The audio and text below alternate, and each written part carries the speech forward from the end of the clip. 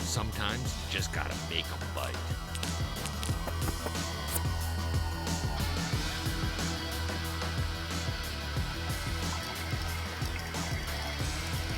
Oh, there he is. Look at that. Great big one. Ooh, ooh. This spot's gotta have fish. Got him. Good one, boy. Good one.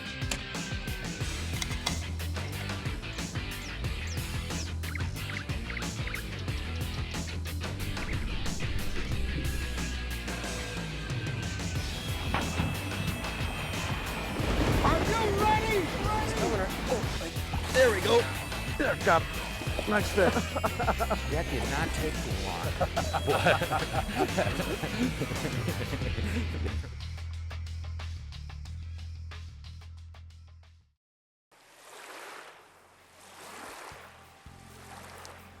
All waters and all species of fish experience seasonal peaks of activity when environmental factors combine to trigger aggressive feeding. Ooh, there we go. Nice jump. And hot angling bites. Got him, Jim. Pre-spawn draws large concentrations of fish into or near their spawning sites, and fish sometimes feed aggressively prior to spawning. Big one. True. Yet, because pike, walleyes, and bass all spawn at different temperatures, peak pre-spawn fishing for each species occurs at different, although predictable, times. In early summer, flourishing plankton levels, baitfish populations, and weed cover create corresponding surges in the lake's productivity, and fish of all species actively go on the bite. Similarly, when fish first settle into stable fall patterns after the fall turnover, fish often feed like crazy in preparation for a long, cold winter's rest.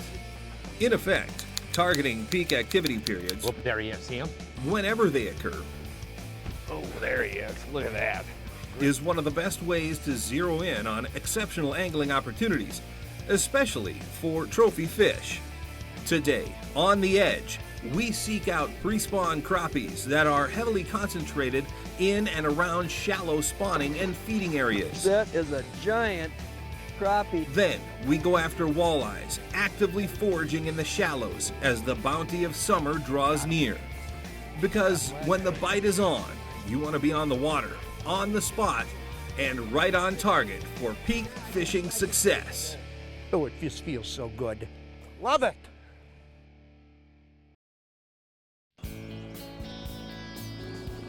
Large lakes with plenty of room to roam tend to grow the best populations of slab crappies. They also offer numerous places for big crappies to elude anglers throughout the season. But during the peak period of spring, schools of fish that once patrolled many acres of main lake weed lines and drop-offs now funnel down into a few square yards of classic shallow water habitat. Find the correct combinations of favorable depth, protective cover, and proper bottom content, and you're well on your way to spring crappie success. Bring this right here, right here, right here. Yep.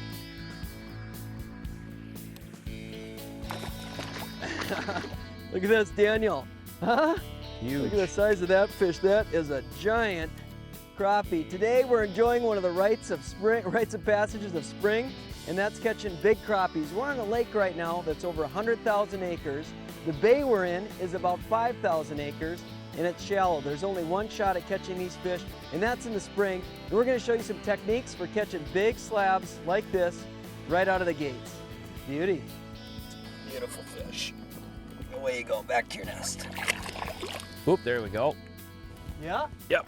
Yep. Nice. Nice black eye. I love seeing that float drop like that. It's so much fun. Ooh, big black one, Dan. Oh, I You got doubled one? up. Double up. Boy, it's them in a funny, spot you like get this. into a little school of them, and here they are. The double header, Jeremy. You know, like Jeremy said earlier, we're on a big natural lake, and these crappies like to do their deal in the reeds. But whether you're fishing on a reservoir or a river, it's a different story. Shortly after ice out, the crappies in natural lakes typically move directly into the back ends of shallow bays and channels. With weed cover being poor at this time of the year, bulrushes provide critical spawning habitat for crappies. Looking into the water with polarized sunglasses often reveals their presence amidst the network of stalks and stems. On reservoirs, crappies similarly move towards the back ends of coves in spring. Shallow flats with good brush or wood cover are prime early season crappie attractors for both feeding and spawning. Big rivers usually have significant flooded backwater areas during spring high water conditions. Crappies flock to the backwaters, seeking the protection of flooded brush that lies outside the brunt of the main river flow. There we go. No. Ooh, a big one, big one. Big one on Trigger X.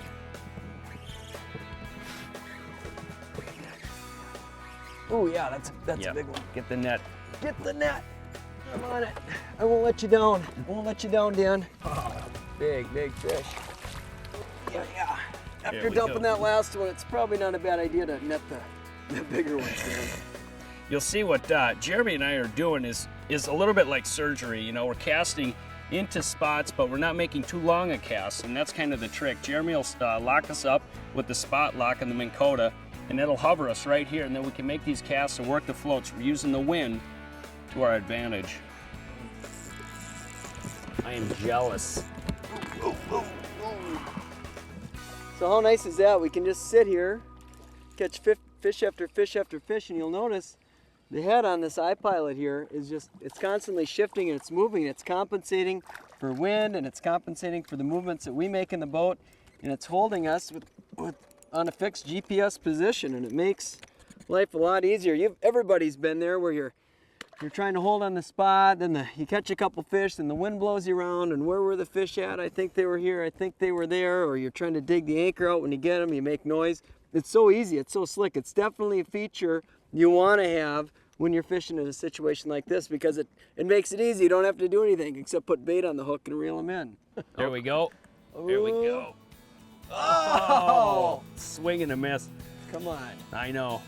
He directly goes right into the spot. Well, I can't let that slide. Oop, here we go. Oh, look at that. Bingo. Look at it going down ever so slowly. And it's a hookup.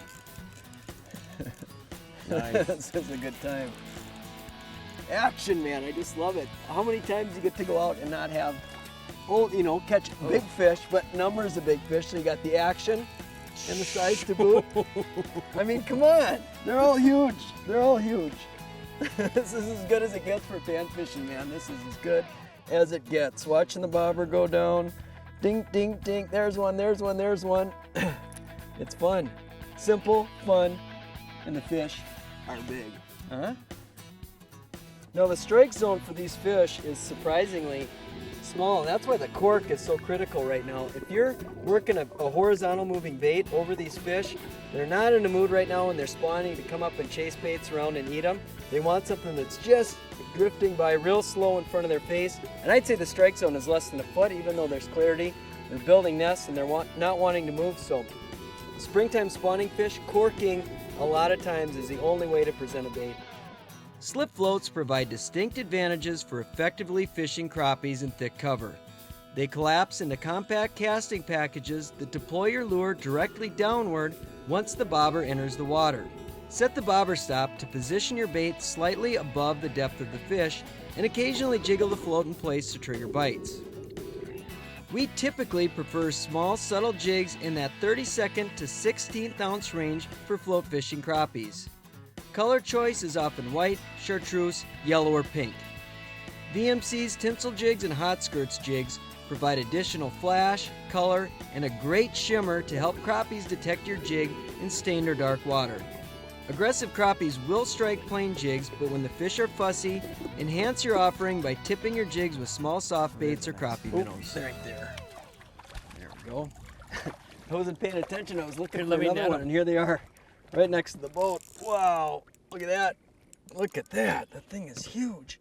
You'll notice the rod and reel that I'm using to catch these babies, that big size fish, is more like a bass combo right now. I've got a Quantum Catalyst reel, and it's not a super tiny reel. It's like the size reel you'd use for live bait fishing for walleyes or whatever, and it serves two functions. One, the line comes off the reel a lot better on the cast, and I have better pickup when I do set the hook on a fish, so I've got more speed in my retrieve. And then this rod is about 7 feet long. It's got a little bit of a fast action, a soft taper. The rod allows me to cast the bait further. I get a little load in the rod on the cast, and then it also gives me a little bit of play in the fish, but it's got plenty of backbone because they're getting wrapped up in the cover. So a nice super light combo like this with a little Catalyst reel, beauty combo for catching these crappies. Pre-spawn crappies often cluster in very specific areas that fulfill their seasonal needs for both spawning and feeding. If you hit this time right, it is absolutely lights out. But you have to be respectful of the resource, because large portions of the adult fish population are overly susceptible to fishing pressure. Overharvesting at this time can spell big problems in the future. Nice. It is okay to keep a few fish for eating, but carefully releasing the rest helps maintain a healthy breeding population to ensure great fishing opportunities in the future. Look at that baby, huh? If elusive slab crappies evade your fishing efforts, Crappie Logic details the proper rigging, bait, tackle, and fishing strategies for locating and catching these calico beauties all year long. Hey, it's part of our Angling Edge instructional DVD collection, available at anglingedge.com. 5 6 pounder, good fish. Feel that old big old walleye head shake. There she is. I'm starting to see her. Hang on. She's a good one. Yeah, that is a nice one. Whoa, that's Hang a on. big one. Hang on, yeah. Better. All right, Jim. Whoa, there you go. Okay, Oh, okay, man, Jim. that's I a got it. sporty one, Al. Yeah, Look at that's a that good guy. fish. That's a fat guy. That's a good fish there. Hang on. Look at that guy. Whoa. There you go. Hang on. Beautiful. Look at that baby, huh? Now that's a good walleye. Whew. You know, walleyes like this are known to be finicky a good portion of the time. They're not exactly what you call an aggressive fish, like a northern pike or a smallmouth bass. At times they can be really, really touchy. And one of the things you want to do when you're walleye fishing is always learn to put the odds in your favor, is understanding walleye peaks. When's the best time for me to go out on the water and fish for fish like this? We're going to talk about walleye peaks today to help you take advantage of the walleye bite. Whew, that was fun, Jim.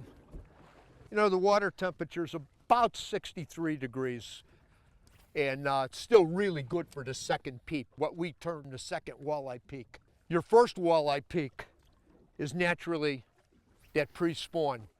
You know, and a reason you got a pre-spawn walleye peak, you know, and a lot of times it happens in rivers out of big lakes, shallow areas. You got a lot of confined fish in one area. You know, and they'll bite pretty good in cold water before they go to the spawn. Then the second walleye peak that we're talking about now, they finish the spawn, they go into post-spawn, and then there's a period of time, these fish are not set up quite yet to get ready for their summer movement.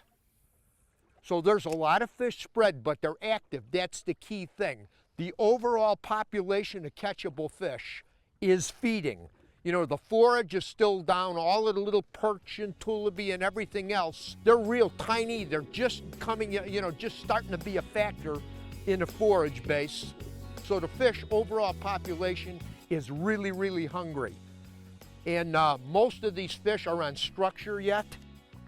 Whether they're deep or shallow or in new developed weed beds, they're on structure. You put all of those factors together, and that means you got a good bite of fish. Got him. All right. Yeah, better one. Ooh. They're right on the Boy, sand, it's just man. unbelievable. We actually fished all the way around this reef, and these fish are holding really tight along this ledge right in here. That's a nice one. Whoa, look at that. Popped off. Look at that, isn't that? That's Perfect. a nice deal. Yeah, but this guy here, only one slight difficulty with this guy. He's beyond the slot. So in other words, he's got to go back in the water. Pretty fish, though. you know, most walleye fishermen, for some reason, think about walleyes in deep water. And on many bodies of water, when the conditions are right, some of the biggest walleyes in any lake are shallow fish. The deeper you go, the smaller the numbers of big fish are. And many, many lakes that I fish, that's true. You go down and you get the numbers, but the real big fish are up shallow. You know, location is key anytime you're fishing. Right now we're fishing for really shallow water walleyes. And what we're fishing is a big reef system. The top of this reef is relatively shallow. You can see there's 2 markers out here, and that's 2 to 4 foot in depth. But around the edge or the perimeter of this reef are really big boulders that transitions into like sand. And the walleyes we're catching that Al's really drilling is actually holding along these boulder transitions. That's what's so nice about these GPS technology, that you can really identify those really, really critical locations. This particular unit has a Lake Master's chip in there, and the accuracy of this unit is absolutely amazing. It's foot by foot contours, and you can really identify exactly where those fish are positioned at. Got him. Good fish again, Jim. Is that right? Yeah. Good fish again. Oh, nice one. Oh, it feels so good. I love pop jigging like this, throwing jigs up shallow for an eyeball like this. It's one of my favorite ways to fish. Another nice one. Come here, buddy. Nice fish. Nice fish. Come here, folk. Come here. Whoa. Okay. Okay. Oh, yeah. Just amazes me over the years how effective you get the right jig, and these new super baits like this Trigger X is for walleyes. I'm telling you, I rarely, in fact, in my case, I don't even buy live bait for walleyes. I'm not against live bait. I know in the walleye world it's key, but I've done so good with these super baits like Trigger X. And one thing that's really critical with this, and probably the most important things that a lot of people don't realize, is how aggressive they fish the bait. So many walleye fishermen have the tendency to fish finesse. And what I mean by finesse is slow and very, very subtle. And the way we're fishing these baits, we're letting it sink down to the bottom, and you're ripping the bait off the bottom, letting it fall again. Let it hit the bottom, and we're actually jacking the bait up, and it shoots off the bottom really quickly, and that's really what's triggering these fish into biting. But if you were to take this bait and fish it very, very slow, you won't catch half as many fish. Today we're pop jigging with VMC hot skirts jigs dressed with Trigger X paddle tail minnows. As a general rule, during these peak periods, you have a lot of aggressive fish where higher speed presentations come into play. For these shallow water situations, fan casting crankbaits like shad wraps and suspending minnow baits like X wraps are good options when fishing over boulders. I'll talk a little bit about rod, reel, and line. When we're fishing shallow like this, we use Suffix monofilament, Suffix Elite, real high quality premium mono. And our rod and reel, a choice that I really like, this is a 6'6" Quantum medium action, super light. And that medium action for walleye fishing is ideal. But look at this little reel. This is an Energy PT10. And I use it rigging, jigging, it's light, great drag. And you don't have to go to the bank and take out a loan to buy it. I got him, Jim. Yeah. Yeah. Oh, man. Whoa. Another good fish, boy. Another big bull. Oh, man. Another nice big walleye, man. Look at that.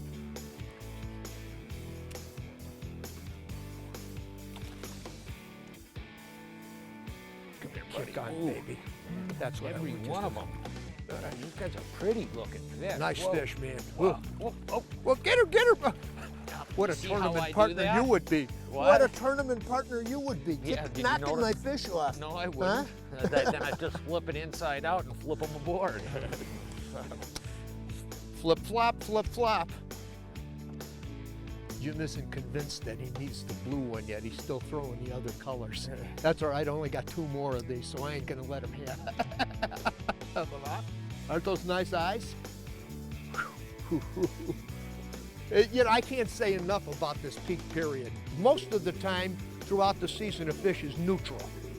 You know, and you got bad fronts, heavy fishing pressure and everything else. The population of catchable fish will go from neutral to negative in bad conditions. And when you got conditions like we're in now, these peak periods, you take most of the population and they're neutral, but a whole portion of them go to very positive. That means all of the environmental conditions are right for a good portion of the population of catchable fish to be eaten. And that's what a peak is all about.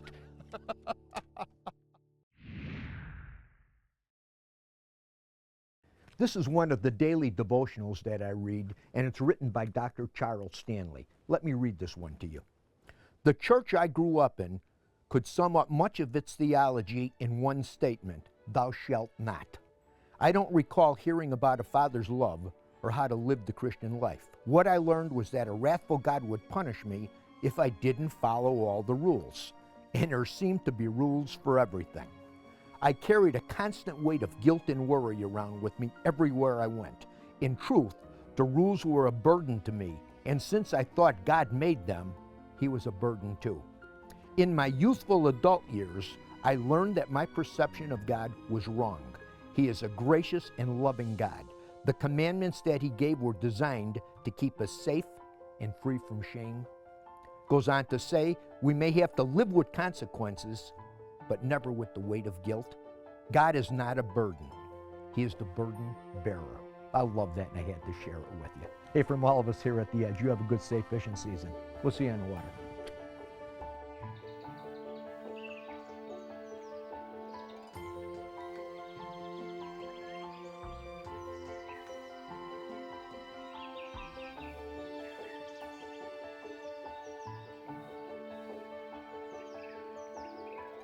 I sure want to take an opportunity to thank all our sponsor partners for making this show possible. And if you like what you see, let them know and support them. For more information, visit us at our website, anglingedge.com, and thanks for watching.